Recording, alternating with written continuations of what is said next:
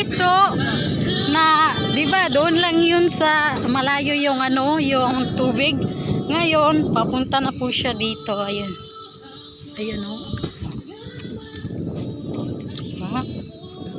Oh. Ito na, malapit na po yung dagat. Ayun. Oh. Yun. Papunta na po yung dagat, papunta dito. Ayun.